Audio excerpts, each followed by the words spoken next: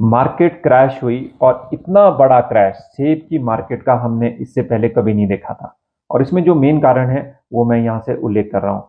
देखिए, जो प्राला की जो प्रोसेसिंग प्लांट है, जो परमाणु का प्रोसेसिंग प्लांट है, उसको टाइम पे नहीं खोला गया। 29 जुलाई को प्राला का खोला गया और उससे 2-3 दिन पहले ही जो है वो परमाणु का जो प्रोसेसिंग प्लांट है वो खोला गया। और जो सीजन है वो फर्स्ट वीक ऑफ जुलाई में शुरू हो गया था।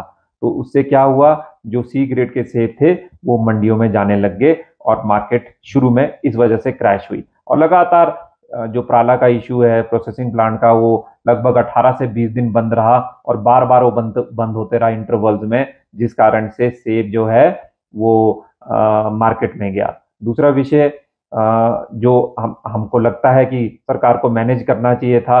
आपने बागवानों से 12 रुपए में सेब खरीदा, परंतु वही जो मैं समाचार पत्रों को कोट कर रहा हूं, परवाणु में पूरा जो है उसको बेचा गया 4 से 5 रुपए में लदानियों को, और उन्हीं लदानियों ने उस सेब को, सी ग्रेड के सेब को मंडियों में बेचा, जो लगभग रिटेल मार्केट में 25 रुपया किलो गया। और ये भी एक बहुत बड़ा जो है कारण रहा। तीसरा कारण जो जिसको मैं मानता हूं वो है जो ये एक बहुत ही खतरनाक वायरस हमारे बगीचों में आ गया है, जिस वजह से पतझड़ हुआ और पिछली साल भी आया था और इस साल भी आया, जिस कारण से सेब को न्यूट्रिएंट्स नहीं मिल सके, सेब हरा रह गया, साइज बढ़ नहीं सका और कहीं ना कहीं बहुत ज्यादा जो है ड्रॉपिंग हुई। और वो जो सी ग्रेड का सेब है, क्योंकि प्राला का जो प्रोसेसिंग प्लांट है और जो बाकी चीजें हैं परवाणु की, वो ठीक तरह से नहीं चली और वो भी जो है वो सेब मार्केट में गया, जिस कारण से बहुत बड़ा क्रैश हम लोगों ने देखा। और हमारा ये भी मानना है, देखिए पिछली साल की अगर हम एमआईएस की पेमेंट की बात करें, लगभग 25 करोड़ रुपया हिमफेड और एचपीएमसी का, दोनों एजेंसीज का मिलाकर अभी तक सरकार ने हमारे को बागवानों को भुगतान नहीं करा है। और इस साल तो सिर्फ एचपीएमसी ने प्रोक्योर करा है।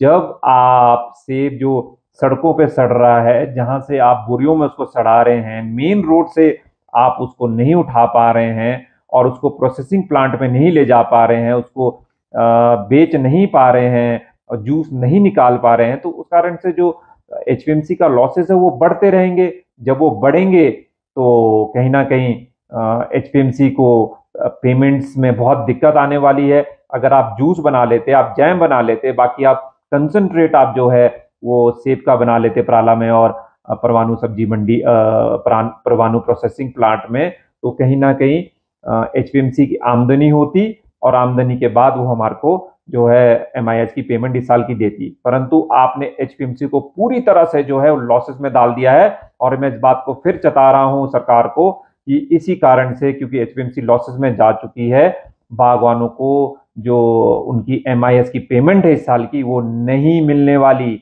और मैं इस बात को दोहरा रहा हूं, ये मैन मेड इश्यूज हैं।